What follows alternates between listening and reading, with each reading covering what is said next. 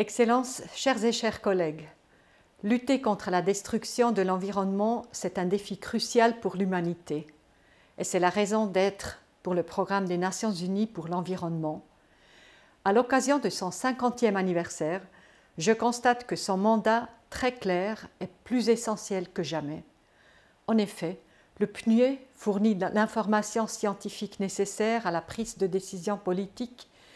Il donne la direction stratégique de la politique environnementale de la communauté internationale et il accélère l'action sur le terrain.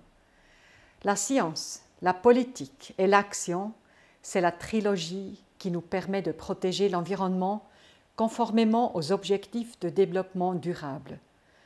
La fonction scientifique du PNUE permet de détecter et d'analyser les sujets émergents et de s'assurer que les décisions politiques soient prises sur la base des meilleures données scientifiques disponibles. Je pense aux interventions techniques dans le système climatique, comme par exemple la fertilisation des océans pour qu'ils absorbent plus de CO2. Nous devons examiner ces technologies afin de mieux les comprendre, y compris les risques et les opportunités qu'elles comportent.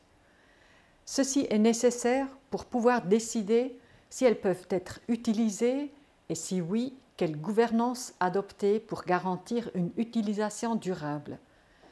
Pour surmonter la triple crise du changement climatique, de la perte de biodiversité, de la pollution et des déchets, nous avons besoin d'une direction stratégique globale.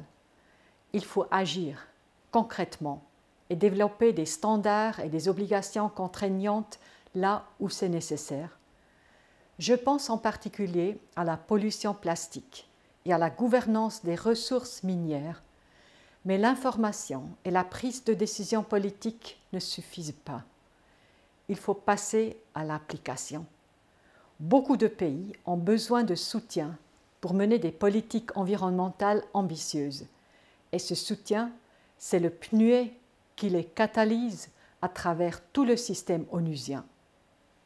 Excellences, la création du PNUE il y a 50 ans était visionnaire. La décision de l'ancrer sur le continent africain l'était aussi, une de ces régions du monde où les terres riches en matières premières sont trop souvent exploitées au détriment de l'homme et de la nature. Pour marquer le jubilé, la Suisse se réjouit de pouvoir offrir la fresque « Le monde en progrès » réalisée par le peintre sur herbe Seipp. Cette œuvre fait partie d'une trilogie, encore une, créée aux 3 sièges principaux de l'ONU, à Genève, à New York et à Nairobi.